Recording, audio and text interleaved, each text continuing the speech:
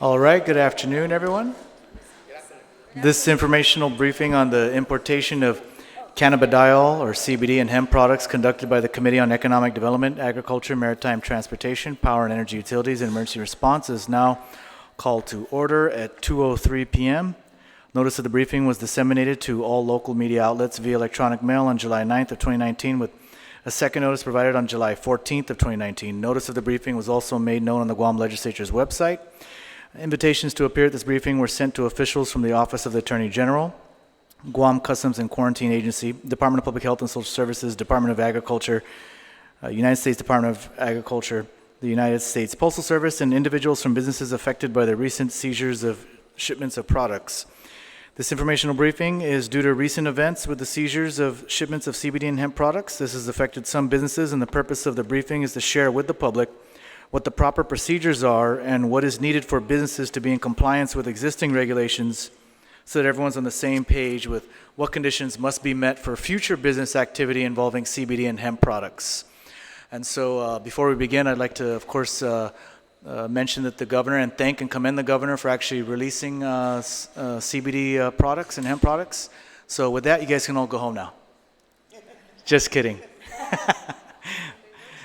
I'm just joking. There are actually a lot of questions that are still out there that we need to have answered, and I think it's good that the public know, and so that businesses who may be interested in bringing CBD products to Guam know exactly what the rules are going forward, and just to clear up any confusion. So that's the reason I decided to continue to proceed with the hearing, despite the fact that the governor has ordered the release of the products that were previously seized. So now we can get a better understanding of what's allowed and what's not. So with that, I'd like to first recognize my colleague, Senator Regine Biscoli. Thank you for joining us. And if we can go around the table and have everyone introduce ourselves, starting with the gentleman to the far left of the table. I'm Dallas Behringer with the USDA Plant Protection Quarantine. Hafere, good afternoon. I'm Vincent S.N. Perez. I'm the Chief of Customs. Ike Paredo, the Director of Customs. Linda Umpinko Denorsi, the Director of the Department of Public Health and Social Services. Rosanna Robico, Acting Chief Environmental Public Health Officer, but in my real job, I'm an Environmental Public Health Officer Administrator with the Division of Environmental Health at Public Health. Chelsea Munya-Breck, Director of Agriculture. Jessica Toft, Assistant Attorney General. Shannon Titano, Assistant Deputy Attorney General. All right, thank you everyone for being here today. I'd like to begin first with the representatives from the Attorney General's office. If you can give us sort of an overview of what the federal law, the Farm Bill, which is not the exact word name for it, right? But no, it's, you could turn on your mic, please. Yeah. If you could give us an overview of what the bill says and what it allows with regards to hemp production and shipping, or transportation of hemp and hemp-derived products.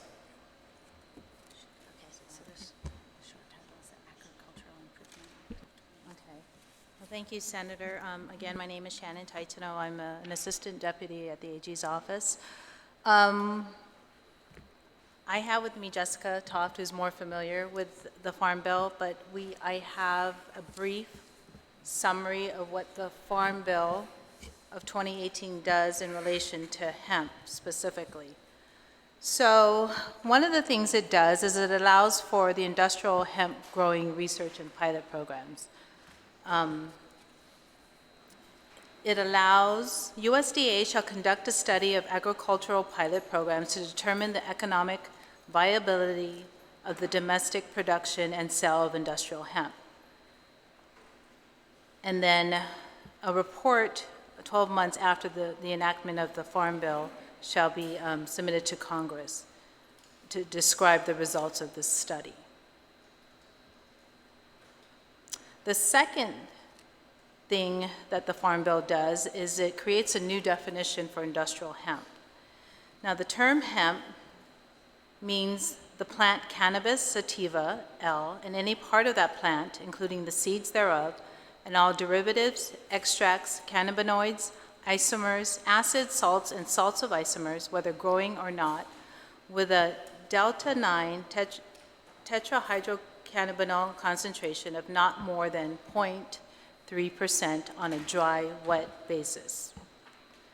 The third thing that the Farm Bill does, the 2018 Farm Bill, it requires every state or jurisdiction, including Guam, to submit a state plan for monitoring and regulating hemp.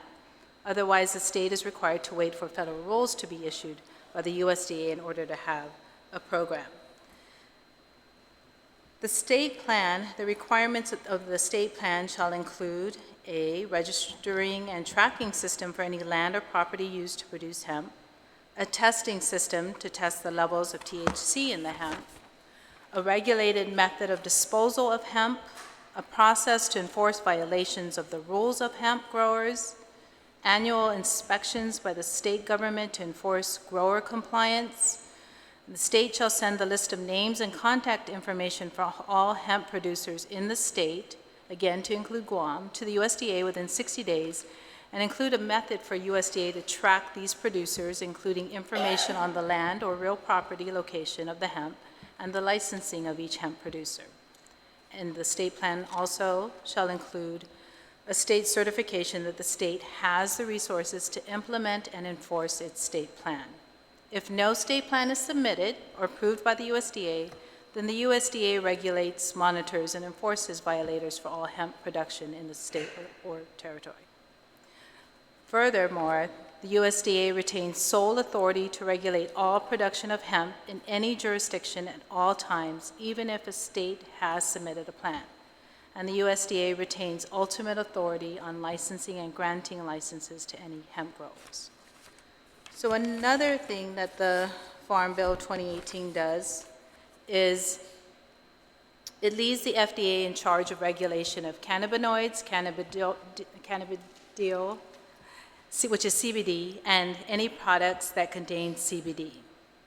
Nothing in the Farm Bill affects or modifies the Federal Food, Drug, and Cosmetics Act, the Public Health Service Act, Section 351 of the Public Health Service Act, and the authority of the Commissioner of Food and Drugs and the Secretary of Health and Human Services under the Federal Food, Drug, and Cosmetics Act. And finally, as it relates to hemp, the Farm Bill amends the Controlled Substances Act in that it redefines marijuana. Let me see, where is that? So it redefines marijuana to mean all parts of the plant cannabis sativa L, whether growing or not, the seeds thereof. That's the one, right? This one? This is the new definition, right? Yeah, this is the new The seeds thereof, the resin extracted from any part of such plant and every compound, manufacture, salt, derivative mixture, or preparation of such plant, its seeds, or resin. The term marijuana does not include hemp as defined and stated earlier in my presentation. And basically, that's what the Farm Bill 2018 does in relation to hemp. Is there anything you wanted to add? All right, thank you. Could you also share with us and talk a little bit about, I understand, I believe it was just a week ago, the Attorney General issued an opinion on this at the request of, I forgot who initiated the request, but there was an opinion issued, correct? No opinion has been issued from our office. We issued a press release, correct? Okay. Yes. All right. I Can you do have a copy of it. summarize what was in that? Yeah, let me just pull it up because I do have it. Last week, the AG did release.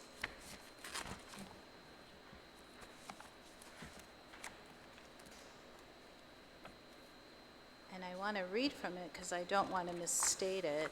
So if you give me just a moment to locate it in my binder.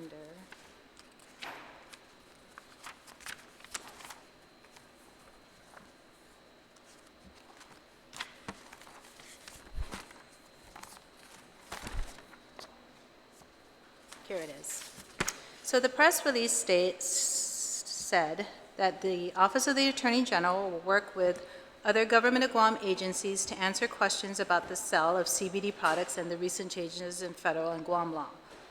We realize that the Farm Bill, the 2018 Farm Bill, and recent local law have given some impression that the CBD has been completely decriminalized and that CBD sales are now legal everywhere and by everyone.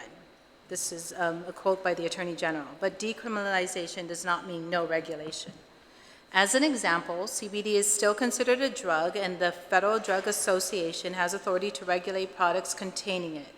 Products where CBD has been added are still not approved for interstate commerce, and CBD or THC cannot be marketed as dietary supplements. Though the FDA recently held a public hearing on the sale of CBD products and is considering adopting regulations for marketing of CBD, outside of the drug setting, until that occurs, current FDA regulations apply. Our office is concerned about consumer safety, said, this is another quote from the Attorney General, and he further stated that this means making sure that products inform consumers about what they contain, about what those products do. Similar to food and drugs, regulations about CBD products will be meant to keep the products safe and prevent people from making false claims about what those products can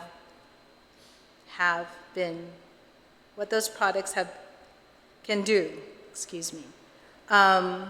The press release also referred to a study from the Journal of American Medical Associations, which found that almost 70% of CBD products purchased online as part of the study were not accurately labeled. Our office will work with our clients, the local government agencies, on the establishment and consistent enforcement of regulations for CBD products. When these products are available, we want them to be accurately labeled and safe for our consumers. That was a quote from the Attorney General. All right, thank you. So it sounds like essentially that release is saying that although hemp and CBD products have been decriminalized, hemp's been descheduled, there are still regulations that need to be developed, right? Or adhered to at least, right? Developed and then adhered to. So with that, I'd like to... May I clarify your statement? Sure. So the Farm Bill did not remove hemp from the schedule. It removed the industrial hemp from the schedule. So not all hemp, not hemp in general has been removed from the schedule. What the Farm Bill did was just remove industrial hemp. So my understanding is it changed the definition of marijuana. Yes. So marijuana is defined as cannabis sativa plant, but not hemp. And I think it even, if I'm not mistaken, removed THC derived from hemp. No, not exactly. So the definition of marijuana as redefined by the Farm Bill Act, it amended the Controlled Substance Act to redefine marijuana to say that it does not include hemp as defined earlier, which is industrial hemp, which is the 0.03% of THC. Go ahead.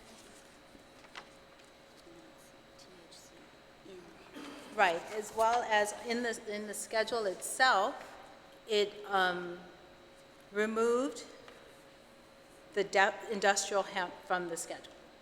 So it redefined marijuana to take out industrial hemp, and it amended the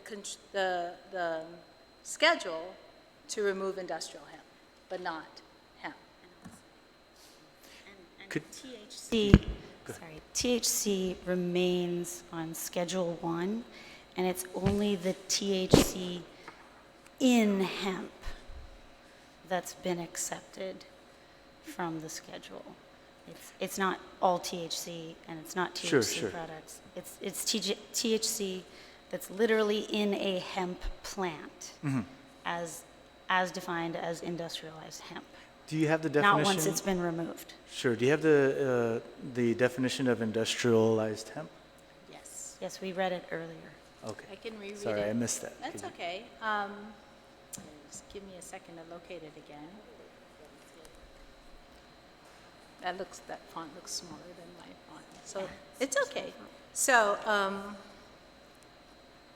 so the term hemp, the term hemp means the plant cannabis sativa L, and any part of that plant, including the seeds thereof, and all derivatives, extracts, cannabinoids, isomers, acids, salts, and salts of isomers, whether growing or not, with a delta-9 tetrahydrocannabinol concentration of not more than 0.3% on a dry weight basis.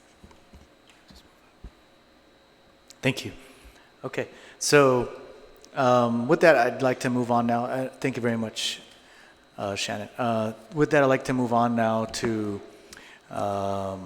let's begin with Mr. Pareto from the Department of Customs. Could you explain to us now what, so I understand you did initially seize some CBD products, but what are the guidelines going forward now? What is your directive now as far as CBD or hemp products? As of July 12th, been directed by the governor to release all CBD products that we have seized at the borders. Currently, the only procedure that we have right now is that officers will continue to conduct inspection with regards to this type of commodities coming into our borders.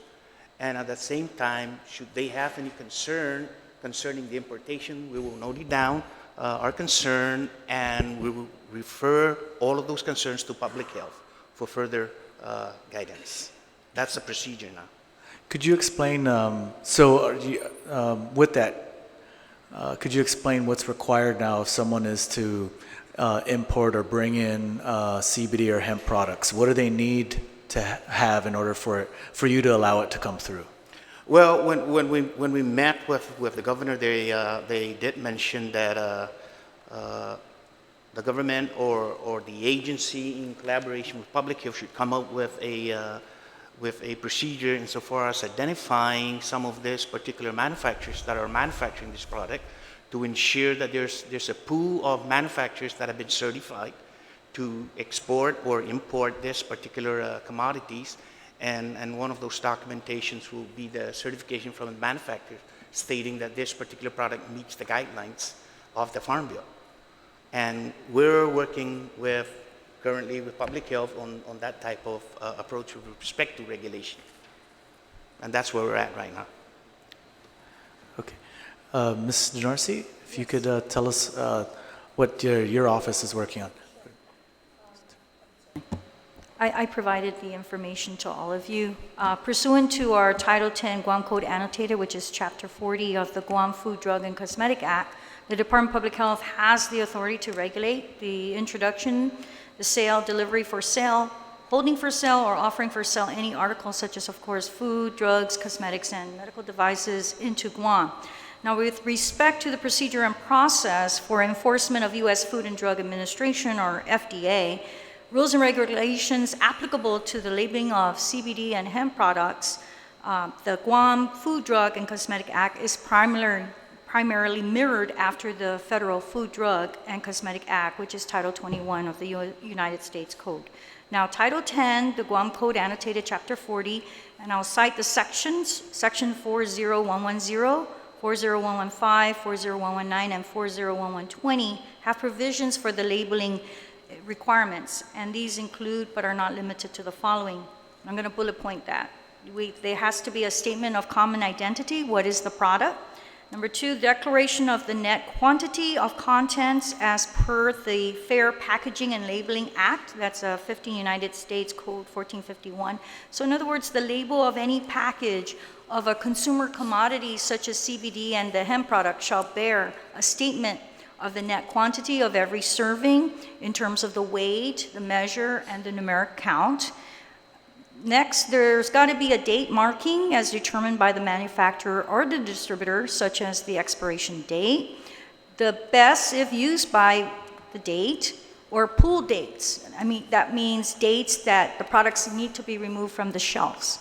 And the labeling must be in English or Chamorro language.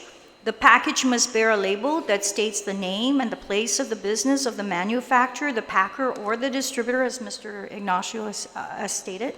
The label must also claim words or statements or any other information that is prominently placed and visible so that it can be easily read and understood by the public.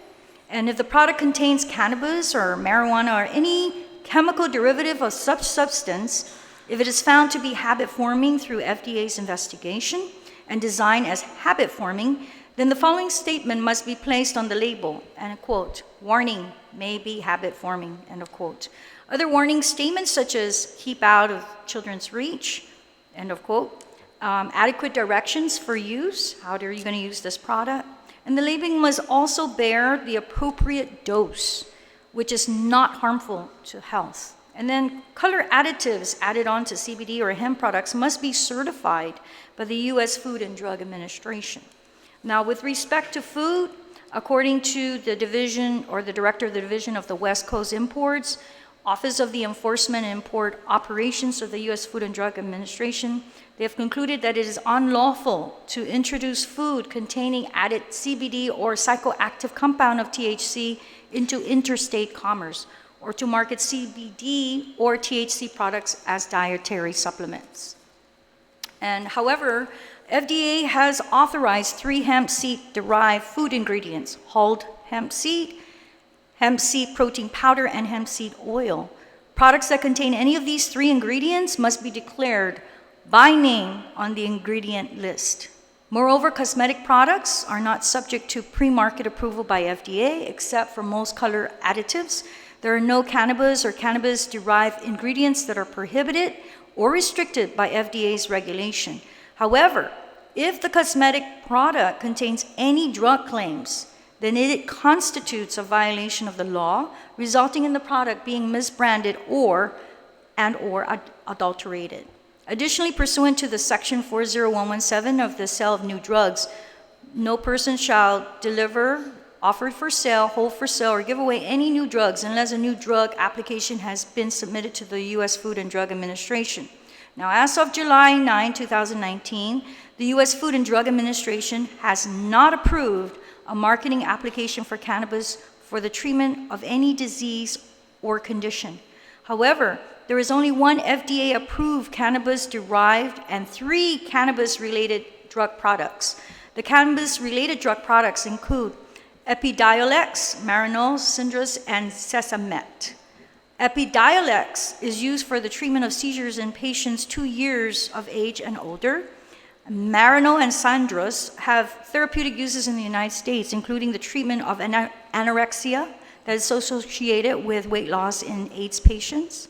And Sesamet contains an active ingredient, nabilone, which has a chemical structure similar to THC and is synthetically derived, and it is used for the treatment of nausea and vomiting associated with cancer chemotherapy. Now, the Agriculture Improvement Act of 2018, also known as the 2018 Farm Bill, removed hemp from the Federal Controlled Substances Act, which means that the cannabis plants and derivatives that contain no more than 0.3% THC on a dry weight basis are no longer controlled substances under the federal law, as the attorney had indicated.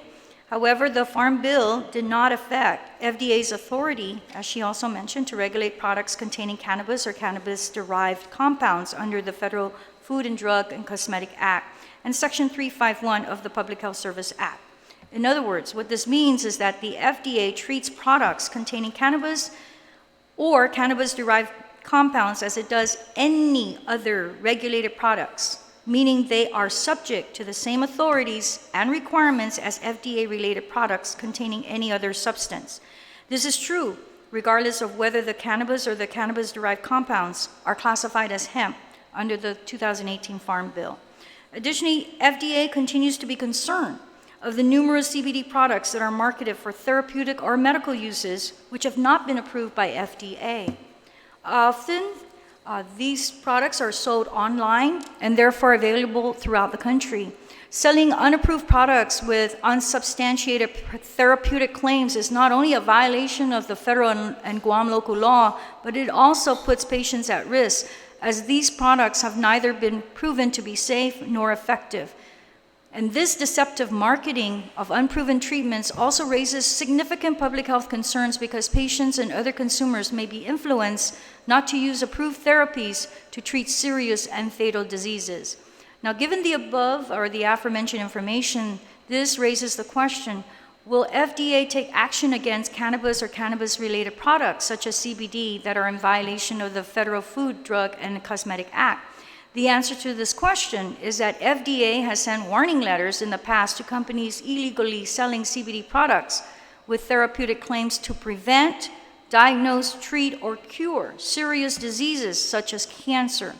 When a product is in violation of Federal Food, Drug, and Cosmetic Act, FDA considers many factors in deciding whether or not to initiate an enforcement action. Those factors include, among others, such as agency resources and the threat to public health. Hence, in conclusion, the Guam Food, Drug, and Cosmetic Act is mirrored after the Federal Food, Drug, and Cosmetic Act. Locally, the Department of Public Health and Social Services has the authority to enforce any regulations of the Guam Food, Drug, and Cosmetic Act.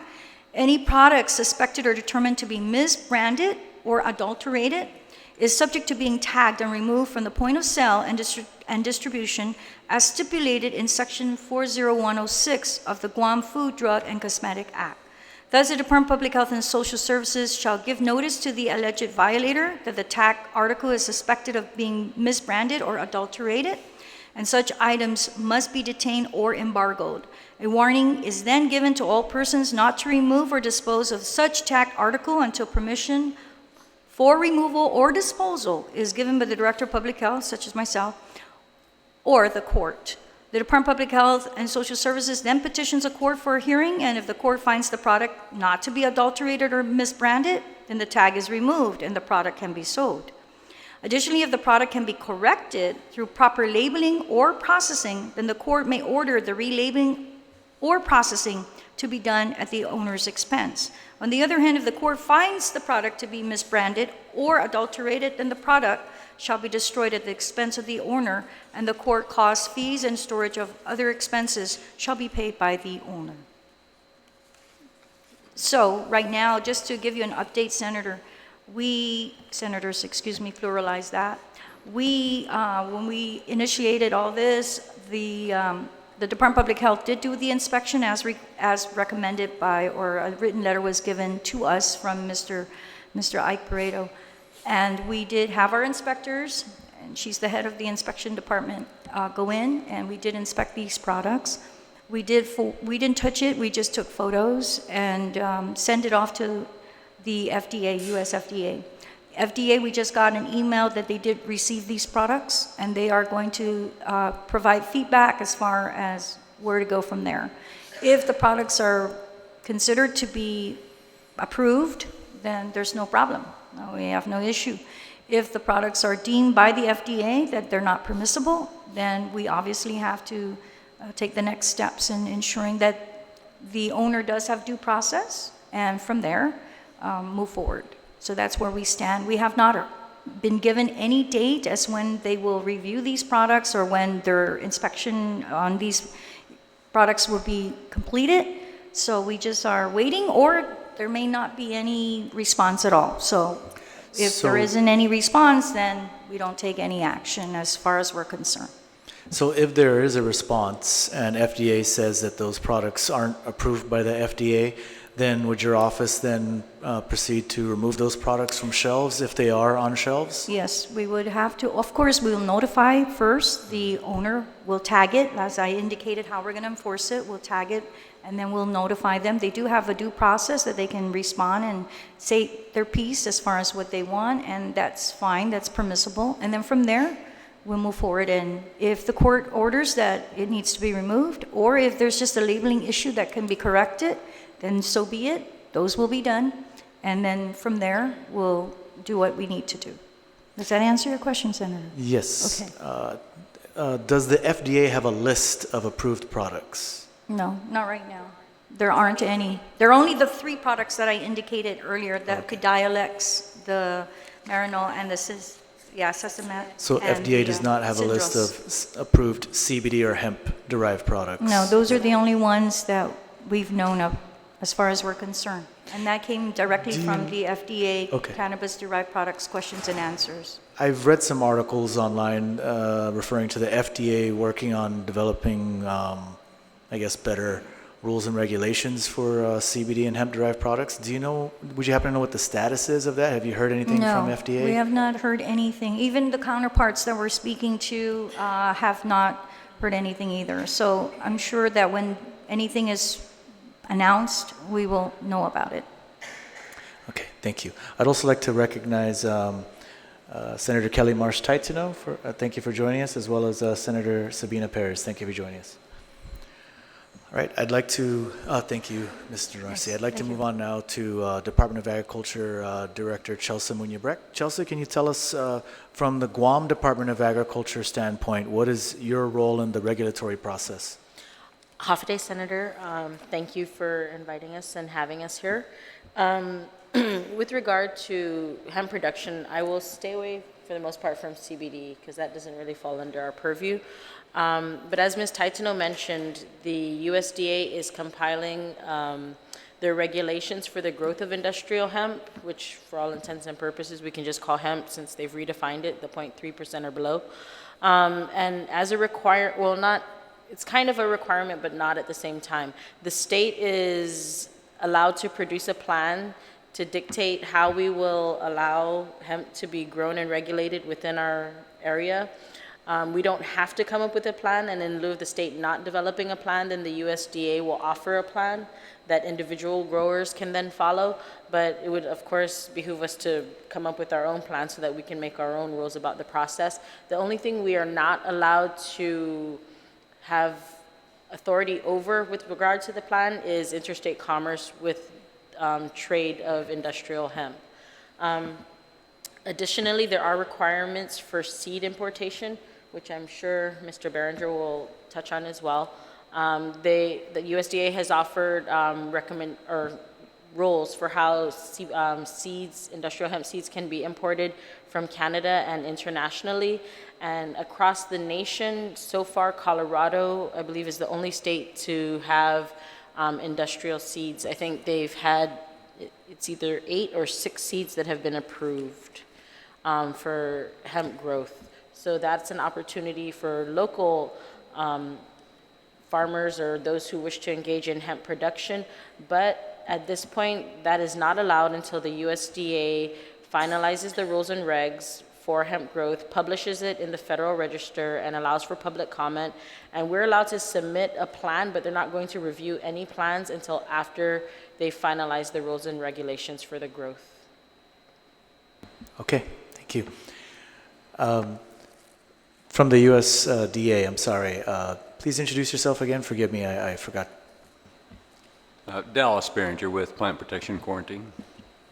From USDA, correct? Yes. Can you tell us, what can you tell us about the USDA's role in regulating the hemp industry? Well, actually, I probably cannot tell you too terribly much. USDA, as you know, is a large organization, and my agency, Animal Plant Health Inspection Service, Plant Protection and Quarantine, is only a small part of that. We deal with basically the foreign importation and interstate movement of agricultural products, usually in their raw or unprocessed state. So other agencies within USDA are responsible for the licensing and farm inspections and growing plans and all that. So I know nothing of that side of things. What I can tell you is that Plant Protection Quarantine, USDA, does not regulate any processed products. So if somebody wants to bring in rope or fiber or cookies, then it's not under our regulations. And so we only deal with basically plants and the seeds of people who want to import plants or seeds to be grown. So how about, for example, raw hemp flour, unprocessed, the flour of the hemp plant? I believe some people did import some already. Maybe, Mr. Pareto, have you come across some hemp flour that's been imported? You haven't come across any hemp flower? If it came in through the mail, it would be harder for us to be able to get to. Okay. So is that something that falls under USDA plant inspection? Yeah, the flower of a hemp plant would fall under our import regulation, but essentially it doesn't require too much. It would just be inspected for plant pests. Now, the plants themselves, and I provided your office with an information sheet. It provides some websites. And the one website is basically on the import information for hemp. And this applies to from foreign countries, basically. Interstate movement is not regulated by us. So it would come under the Guam Department of Agriculture if they wanted any, specific regulations for interstate movement as far as foreign. You're really just looking out for pests. Yes. We're strictly concerned with diseases and pests that would affect the agriculture of, in this case, Guam. Okay. But basically, we would issue a permit and a requirement for entry for any hemp plants would have to have an import permit, PPQ 587, and a phytosanitary certificate. The seeds would only need a phytosanitary certificate. And again, as it's been mentioned several times, the hemp that we deal with is those with a THC concentration is less than or equal to 0.3%. Okay. Thank you. All right. So I'd like to, again, clarify for the record, beginning with Mr. Pareto again, some of the guidelines you're following right now. So essentially you said you will look at the products as they come in, and what is it you're looking for? What kind of things would you stop or flag? Or basically what is needed for someone to bring in a CBD product or a hemp-derived product? Well, I'm glad that the director just mentioned some of the things that are required based on what we can identify in the labeling, because she's very specific. And so far as mentioning what are the requirements that we should be looking for. And I think that's a plus for us, because that's something that we need to also provide the officers the guidelines that they need to ensure that this product meets the labeling requirements. In general, officers are merely looking at the products at this point in time to ensure that the labeling requirements is met. But that in itself needs to be more specific, and the guidelines that was provided by the director today has really showed that there's something there that we need to make sure that the officers understand what you're looking for out in the field. And I'm glad that she mentioned that today, because I think it's something that we need to implement. There was some discussion I've had with some people who were bringing in CBD products, and some of the discussions I've had with different people have said sort of different things. Some people have said, oh, they were told they need to have some sort of certification showing that the product came from a facility that's lab tested. Is that anything that you're looking for? Well, and the initial enforcement of CBD products, that's one of the things that we were looking for, at least to guide the officers that yes, this particular product came from a reputable manufacturer, and that's one of the documents that you'll probably be looking for. So is that going to be a requirement going forward? Again, as I mentioned, I will work with the Director of Agriculture, because there's other guidelines that were mentioned today that's very important that I should look into. And I'm pretty sure the chief who handles the operation will attest to that. Okay. Oh, go ahead. Thank you, sir. So going back, I made myself some notes, and just give me a little bit of latitude. Sure. So the Farm Bill okayed the use of products that was classified as hemp and separated it from cannabis as a Schedule 1. And there were certain provisions that said if the percentage of the total content was 0.3% THC, it was identified as hemp.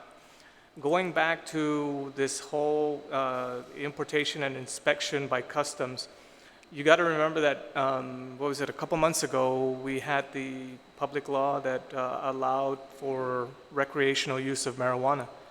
And so with that came additional impacts because the Schedule 1 still identifies that cannabis as a whole is still considered a Schedule 1 as a federal violation. As many of you know, Customs does not just enforce local laws, but we enforce federal laws.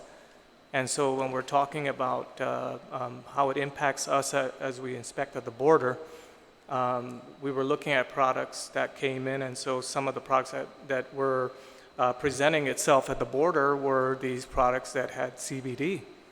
And so what we were doing was we were doing a presumptive test for the presence of THC. And so these tests only tell you that there's a presence of THC, but it doesn't quantify the percentage. And so that became one of those things that we had to quickly try to fix because test kits they're not cheap. So we actually ran out of test kits rather quickly. And so we ended up at a point where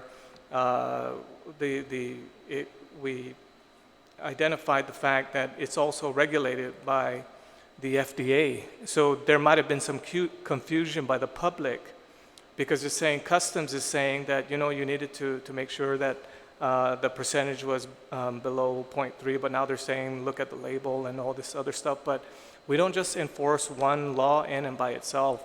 So if there's more than one law that governs or policy that governs a product, of course, the biggest fire to put out was the fact that it was, we're wondering if it's a cannabis product or if it's a hemp product. So we got over that hurdle, and now in line with that, in collaboration with public health, we work also on now the labeling.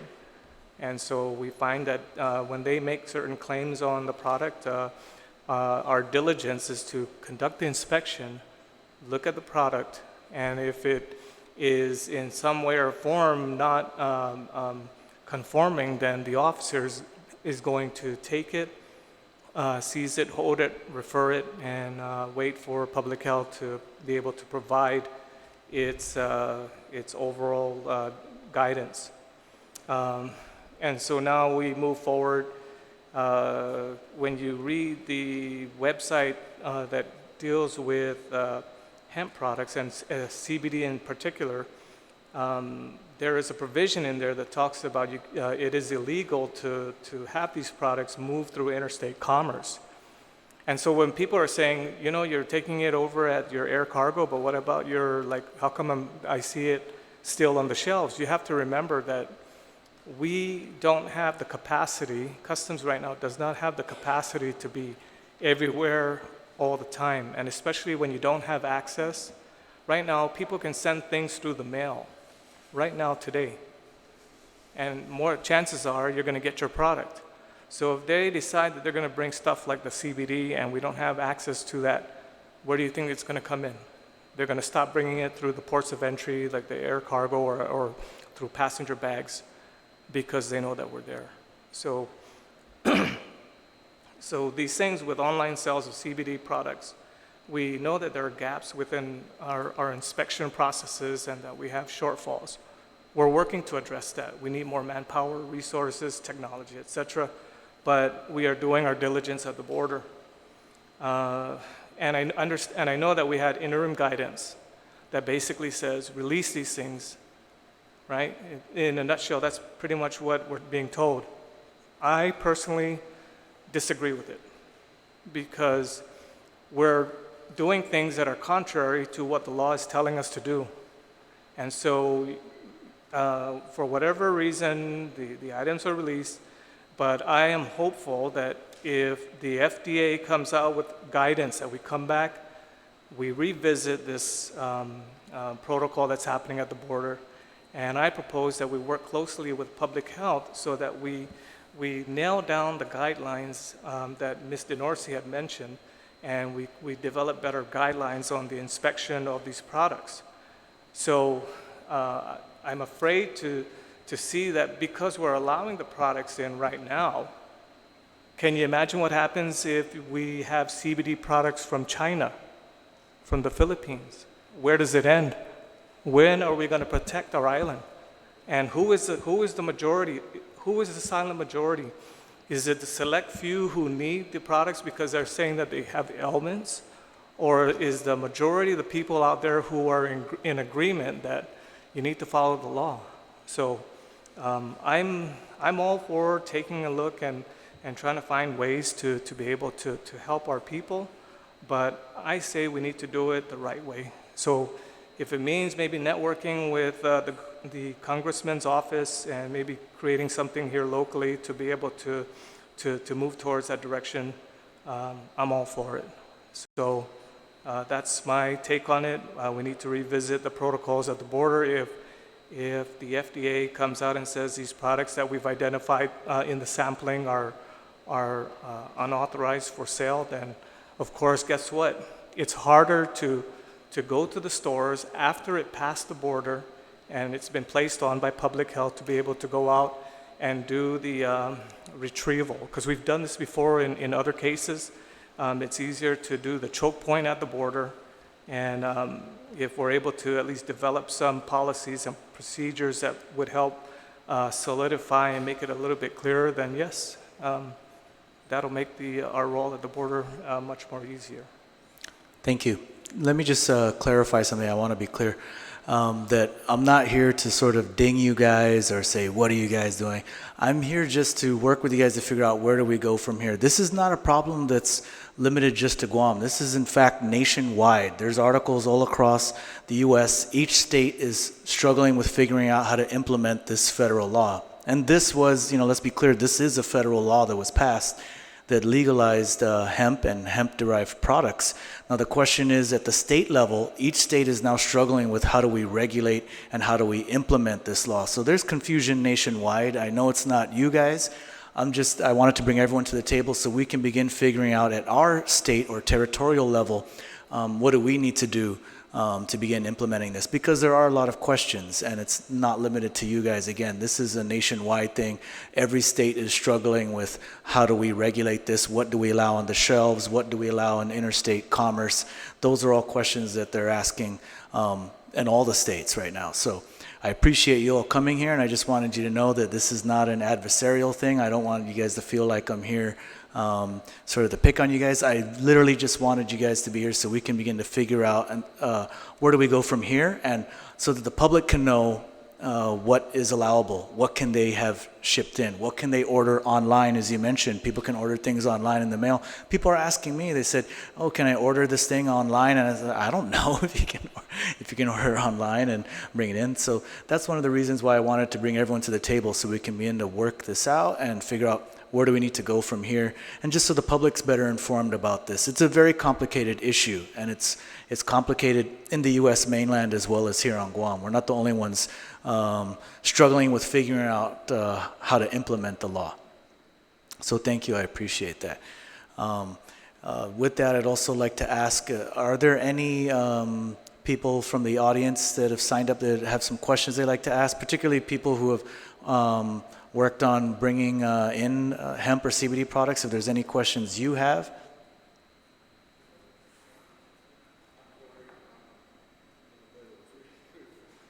Sure, please. Yeah.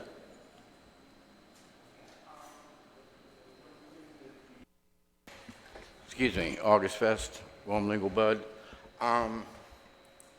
One thing that struck me from what the person's representing the DA's office, or AG's office, sounded like you were trying to make a distinction or a difference between industrial hemp and hemp.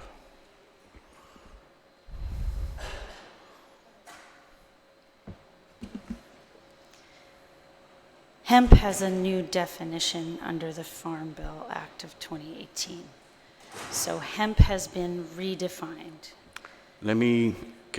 So now hemp has a new definition, and then under the CSA, hemp, as redefined, has been excluded from the definition of marijuana. It hasn't been excluded from the CSA, the Controlled Substances Act, in its entirety. It has only been excluded from the definition of marijuana under the CSA. So yes, there is a distinction. Between industrial hemp and hemp? Well, now it has a new definition. Which has a new definition? Hemp, It has a new definition? under the Farm Bill, yes. Okay. I'm looking at amended from the 2018 Farm Bill to CSA definition now reads, Now reads, yes, it has been redefined. subject to subparagraph B, the term marijuana means all parts of the plant cannabis activity, whether growing or not. The term marijuana does not include hemp as defined in 297A of the Agricultural Marketing Act of 1946. Correct. Right. Marijuana now excludes hemp. Right, but you were trying to make some kind of distinction between hemp and industrial hemp. Because hemp has been redefined. Are Industrial hemp the used to question is, are you asserting that there's a difference between hemp and industrial hemp? Industrial hemp prior to this included just seeds and stalks. It has been redefined. Hemp has been I redefined. don't think so. Yes.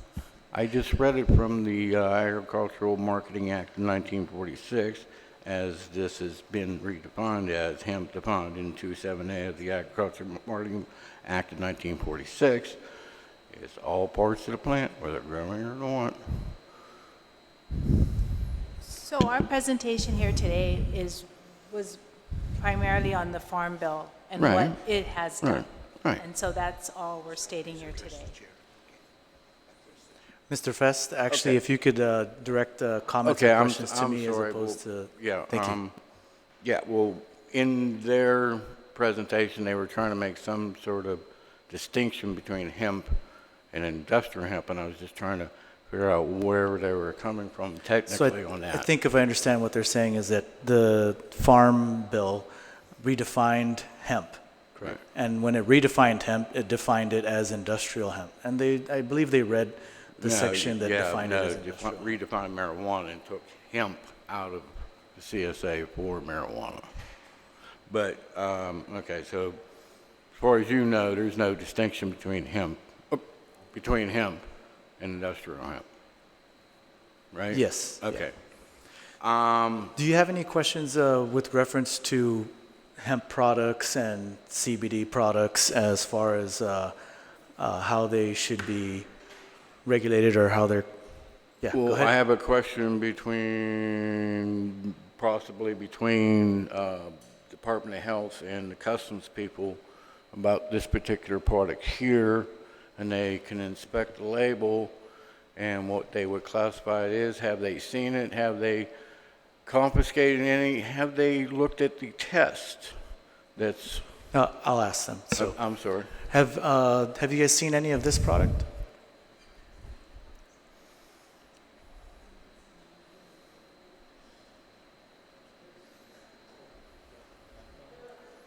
Okay, they indicated that they haven't seen that product. And where did you get this product from? From a local vendor who did say, supposed to be somebody here from, they said they were going to send somebody down to read a letter or submit testimony or whatever. But they said some of their products was confiscated. And they specified that product right there, which is hemp flower. It does have a higher concentration in CBD than, say, your normal marijuana strain, grown specifically for people that might want to benefit from more CBD. But the label, clearly states it's less than 0.3%. It's saying that the CBD level is, what does it say, 17%? Okay, so maybe I can ask the question. If you were to see that coming in, how would you treat it? What would you do if you saw that product come in? And this product, I believe, is hemp flower. Okay, so once again, if we were to use the protocol that we were using initially, it would require a field test to determine whether or not it contained THC. And although on the label it says it's a CBD, it says it contains 0.3% THC.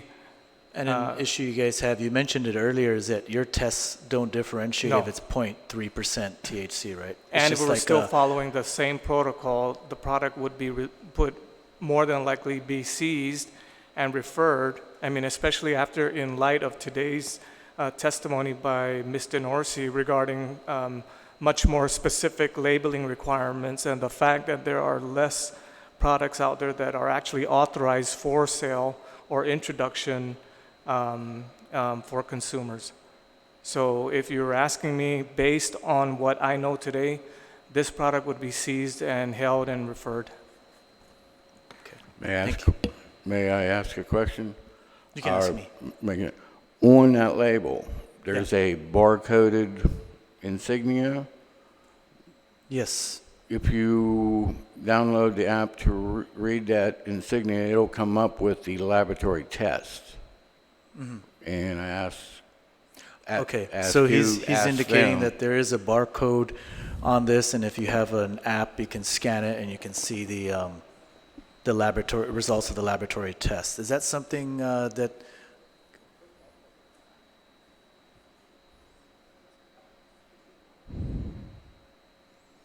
So I believe there's a barcode there, and apparently there's some sort of. I believe there's an app to download so you can read that. It'll come up with the laboratory test. Or perhaps if this was shipped with some sort of laboratory test certification saying it's been tested, these products have been tested in a lab to show that they're 0.3% THC, is that something you guys could work with, or would you need something more definitive? Like, in other words, do you guys need to test it yourselves, is what I'm asking? Or would a certificate from a lab from the States saying that it's less than 0.3% or less THC suffice? Hi, so as Director DeNorsi had detailed in her testimony, I think there seems to be some confusion with respect to this 0.3% THC, or whether it's hemp-derived product, cannabis, or cannabis-derived product.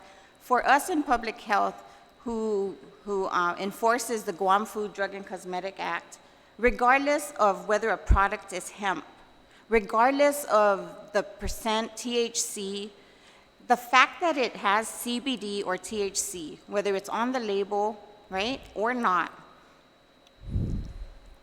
how is the product coming in? What is its intended purpose? Is it a food? We heard from Director DeNorsi's statements that FDA has not allowed CBD or THC to be approved for a food product. We've heard her testimony that FDA has also said that THC and CBD, cannabis or cannabis-derived products, are not allowed for dietary supplements. Because our Guam law, the Guam Food, Drug, and Cosmetic Act, is mirrored after the Federal Food, Drug, and Cosmetic Act, then it is not legal to sell any food product, any dietary supplement, whether it says it's hemp or not, whether it's 0.3% or not. We've heard the testimony from the Office of the Attorney General. Attorney General Levin Camacho has stated the same things that FDA has said, and I think that's probably where the confusion is coming in. It truly doesn't matter about whether it's hemp, cannabis, cannabis-derived products. The fact that the Farm Bill of 2018 did not touch FDA's regulatory authority means that our Guam law stands. And these products that are coming in, how do we classify it? Are they a drug?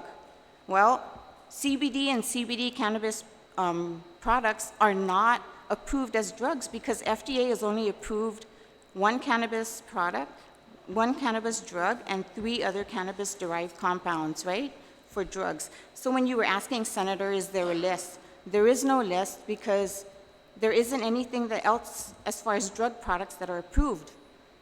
Let's look at food, right? Are any food products that are coming in for interstate commerce or even marketed in the U.S. approved As per FDA, as per our Guam law, no. And I can see the assistant AGs nodding their heads, so they're in agreement with that.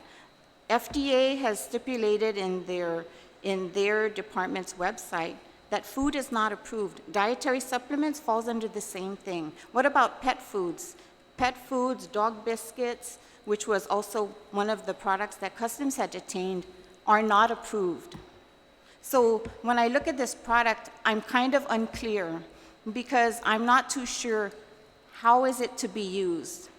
So you know that big stigma about buyer beware, consumers beware. Well, I don't know what this product is other than it saying CBD hemp flower. I can't speak for Customs, but we heard them say that they would detain it. If this product were to come to public health, my question would be, I don't know how to classify it. Is it a food? Are you supposed to eat the flower? There's no instructions for use. Are you supposed to smoke it? I don't know because there's no instructions for use. There's no dose. There's nothing. I don't know what to make of it.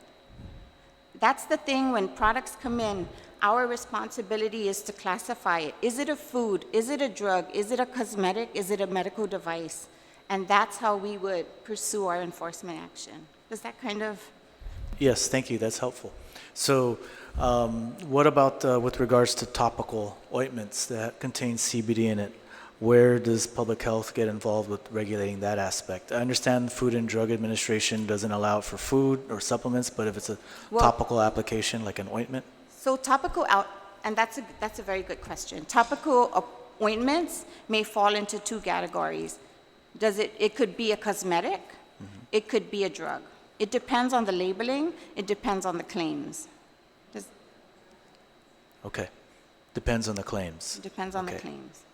So if there was a topical ointment, for example, that says, it has a label on it that says, because I've seen other products out in the market that have this label on it that says, these claims have not been supported, or I forgot the exact terminology, by the Food and Drug Administration.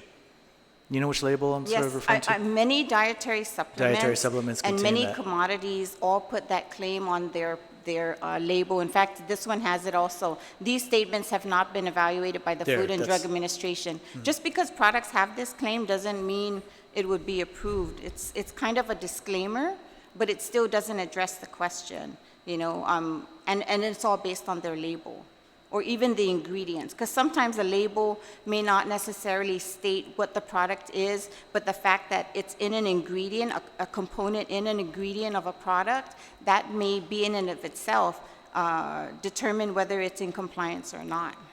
So there's a lot of things that goes into play with respect to labeling, and those are things we have to take on a case-by-case basis. So say, for example, there was a topical ointment that said, it's great for your skin, or whatever it says, right? But then it says, these have not been evaluated by the Food and Drug Administration. Is that something that's acceptable? How do you guys regulate that? So I would think, based on what you had just said, I would be more inclined to consider it a cosmetic product as opposed to a drug. Again, it all depends on the claims. Okay. Sure. Don't worry. Don't want to get it confiscated here, right, at the informational hearing. This is a memorandum executive summary of the new hemp authorities from the USDA on page, I'm not sure, about 4 or 5 pages in. This is B. After the Department of Agriculture publishes regulations implementing hemp, the hemp production provisions of the 2018 Farm Bill continued in subtitle G, which I also have here. Agriculture and Marketing Act of 1946. States and Indian tribes may not prohibit the interstate transport or shipment of hemp lawfully produced under a state or tribal plan under the license issued under a departmental plan. Yes, I'm familiar with that. I've read that as well. And the U.S. Post Office, are they represented here? The U.S. Postal Service is not here. They did, however, submit... Publication 52 also? Yes, publication 52. Yeah, same one I sent you, and it says for purpose, read the whole thing. For purposes under this section, hemp shall have the meaning provided in a new federal section 10113 Agriculture Improvement Act of 2018. Hemp and hemp-based products, including cannabidiol with tetrahydrocannabinol, THC, concentrations of such hemp or its derivatives not exceeding 0.3% limit, are permitted to be mailed only when the mailer complies with all applicable federal, state, and local laws, such as the Agricultural Act of 2014, the Agriculture Improvement Act of 2018, pertaining to hemp production, processing, distributing, and sales. The mailer retains records establishing the compliance to such laws, including laboratory test license or compliance for no less than 2 years. And fine print is fine print, but somewhere in there it says they're not required to present it when mailing. Under purpose of regulations, publication 52, Part 212, mailers are responsible for their own compliance with all laws and regulations governing the mailability. Following this section, mailer will also be responsible for retaining documentation which shows that they are complying with all such laws. A mailer is not required to present the documentation at the time of mailing, but existing regulations governing questions about mailability of restricted matter, see publication 52, subsection 413. With this section, the Postal Service intends to provide mailing standards for the that sufficiently addresses the current environment with regards to domestic commercial transportation of cannabis-based products, as well as those charges they anticipate from the full implementation of the 2018 Farm Bill. I didn't print out the whole.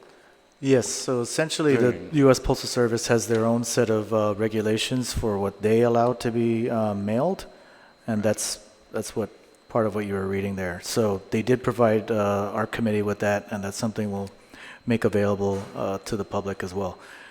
It's long, but in essence, they do have some guidelines for what they will allow to be mailed in, and you read part of it right there. So, do you have any questions? Yeah, testing query, because both Department of Health and Customs and Department of Agriculture all say they have no way of testing.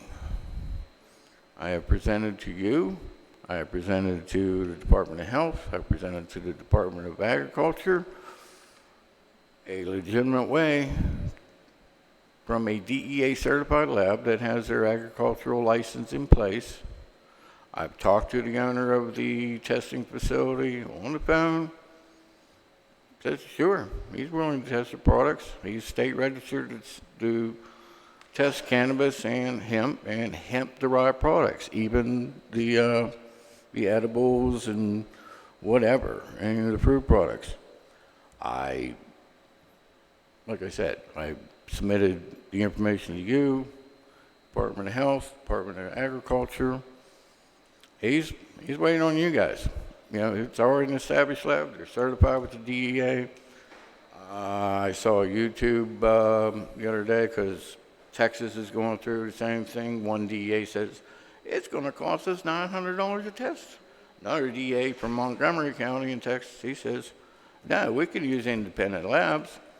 He's a district attorney. He ought to know. Sure, yeah. So it sounds like there's numerous issues here, which is why it's complicated. The issue you're talking about specifically is how to test the THC levels. No. The whole plant, the whole cannabinoid correct, profile. yeah, but the primary... Pesticides. Sure. Yeah. Right. I know No. that's right. But further, as we have our medical cannabis law and our adult... So there's numerous issues here. The one issue you're mentioning is about testing, right? So that testing would determine THC level, whatever cannabidiol levels, everything else that's in it, correct? That's an issue that's separate and apart from the issue that public health has, which is how to regulate cannabidiol products in food and supplements, because Right. FDA is not allowing for it to be placed in food and supplements yet until they develop some sort of rules and regulations for that industry, Right. which I believe FDA is in the process of doing. Right. So there's Right. several different things here. Right. And as I was trying to get to, as we have our medical cannabis law, as we have our adult use law, and the reason that we can have them is because unless there's a positive conflict, states and territories are allowed to make up their own laws as they see fit, as far as controlled substances. So we already know we have the ability to do what we want to do, so we could write up our own law to find a procedure for this and make the products available. I mean, we're our own territory. We're big boys and girls, and you know, we can I make agree. our own laws. So that's part of the purpose of the hearing, is to determine if there is any legislation that's needed to clarify the CBD or hemp industry here. And one other thing, of course, in subsection, Public Law 33-220, subsection 122504J says the health department shall be authorized to test or conduct tests on cannabis. Well, I think that's a separate Right, issue you bring right. up. That's going back again Everybody to keeps forgetting cannabis. that. Yeah, it is complicated because, and to be clear again for the public who's listening at home, hemp is actually cannabis. That's why it gets confusing. Sometimes we call cannabis and referring to cannabis that has THC content over 0.3%, but hemp is cannabis that just has a THC level that is 0.3% or less. It's the same plant. So the overall definition is cannabis. Correct. Subdivisions are marijuana and hemp. Correct. So marijuana, any plant over 0.3% is considered marijuana.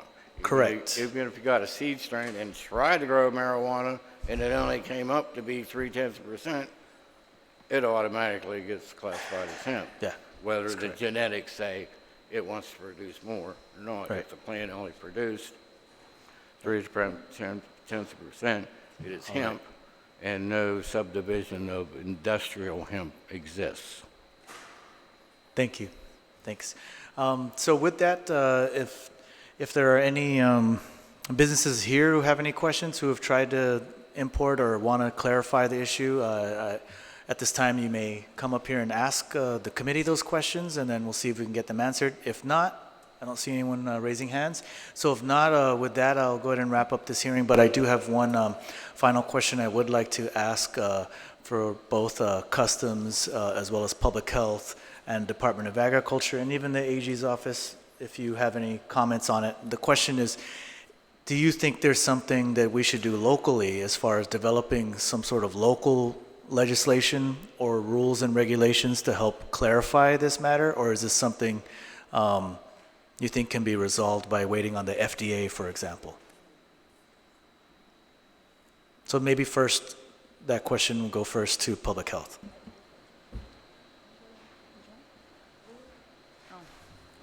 I think it's probably best that we wait for feedback from FDA and to see how is it that they're going to do their labeling review of the detained commodities that we sent to them.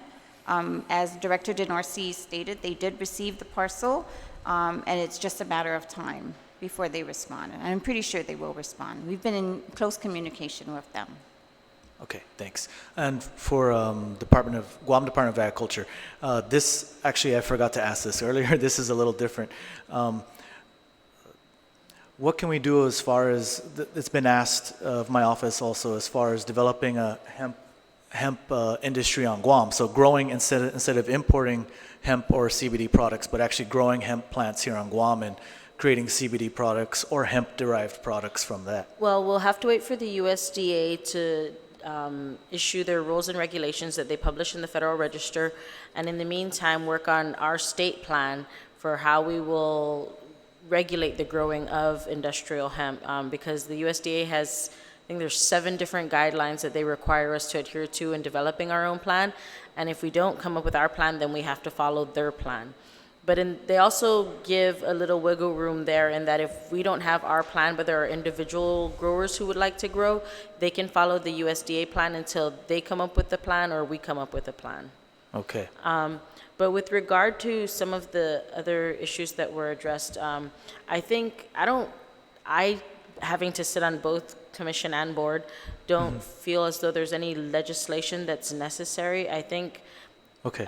it's give the board That's an good news for me. opportunity to promulgate the rules and regs that we're working on so diligently and reading an exorbitant amount of literature on every week. We're trying to develop the process for Guam so that it's bulletproof, and that we don't have to worry about federal intervention at any point. So we want to make sure that we do this right. But we're also absolutely mindful of the needs of our community. So I think that's why we push ourselves so hard to work so quickly to make sure this is done, but we also want to do this right. Okay, thanks. So it sounds like to me that the issues here, the main issue is that as far as customs is concerned, you guys are really tasked mostly with ensuring that products that come in aren't illegal products. So for example, a product that contains more than 0.3% THC, and that's an issue you guys do have as far as testing capabilities are concerned, right? Well, let me say that we have surpassed that particular issue, and that we're not checking whether or not this particular products meet the 0.3%. We're not checking on that no more. We're allowing those things to go through because we don't have the facility to test them, and there's no way that we can quantify all those particular products. So that in itself is moot for us already. We don't check for those. The only thing that we're going on is the labeling requirements as it relates to food products that are identified under this particular importation. And from my perspective right now, because the order is to go ahead and release all the shipments coming in through our borders, my biggest concern right now is to strengthen the regulations on labeling requirements, and that's what I need to work with public health right now, to help my officers provide them with the guidance that they need to properly inspect these products. Okay, thank you. Thanks. Anything else anyone would like to add in closing? May I? Sure. Again, as I stated earlier, the Attorney General's role is to advise our government agencies as it relates to the Farm Bill and their local mandates. But our role is also consumer protection, and because of that, we strongly recommend waiting for the FDA's testing to know what's actually in these products, before moving forward with any legislation. I don't know if Jessica wanted to add to that. Thank you. Mr. Fest? Well, Can we from just what I clarify? just heard, Can we just clarify what the attorney just said as far as the testing? They're not doing any laboratory testing on these labels. All they're doing is looking at all the different labels and identifying if there's any misbranded. That's what they're doing. They're not doing any laboratory testing as far as THC or that. Okay, we just wanted to clarify that. Right, thank you. Mr. Fest? may I add to what the DA's office suggested? From common knowledge, if you're up on the issue or whatever, FDA was slated to not be able to do anything or come up with something for 5 years. Now they're trying to get it going faster to maybe Yes. the end of the year Yeah. or the fall. But one other thing I'd like to add about the product that I had everybody inspect, I used it, that product and that product only, for maybe about a week after the Now bill. you're talking about the product you brought Yeah. today, right? Yeah, dilute hemp flower, which is high in CBD, low in THC. I use it ever since the bill passed or signed into law, maybe about a week after we went to the governor's office. Been using it consistently, daily, religiously. I even pray. I say thank God. Every day, about a half a gram a day. Very, very small microdoses, just maybe 2, 3, maybe even 4 doses a day. And just recently I had a drug test done, clean as a whistle. So anybody that's looking to medicate that might be a government employee, this is the way to go. And even if we get regular cannabis with higher THC, I'm thinking about staying this. I'm calling it Bud Light. All right, thank you, Mr. Fest. Thank you. All right, with that, there being no further comments or testimony, the committee will continue to accept any written testimony on today's informational briefing. Please provide written statement to my office at 238 Archbishop Flores Street, Suite 906 in the DNA building in Hagåtña. Or you may send it. You had one more thing to add? Okay. Sorry, I didn't see. I wasn't sure if you were raising your hand. I just wanted Please, to add Mr. Tavares, go ahead. my name is Jonathan Tavares. I'm a member of the Medical Cannabis Board. And then I've been an advocate for cannabis in totality, as a whole on Guam. 35-5 indicates that it will help us work towards the hemp industry. Please give the boards time. I've sat down with with a lot of the members of the CCB, and I know they're doing their due diligence. So please, as we work towards that, I know it's going to take a little bit, but and it's a rocky road. But I would ask for people to give the boards the time to at least work on the regulations. But I would, yeah. Other than that, thank you. Thank you, Mr. Tavares. All right, and with that, again, you can mail testimony to 238 Archbishop Flores Street, Suite 906, DNA Building in Hagåtña. You can email it to sen.cridgell@teleguam.net, or you can fax it 475-4768. This informational briefing is now adjourned. It is 3:25 p.m. Thank you very much.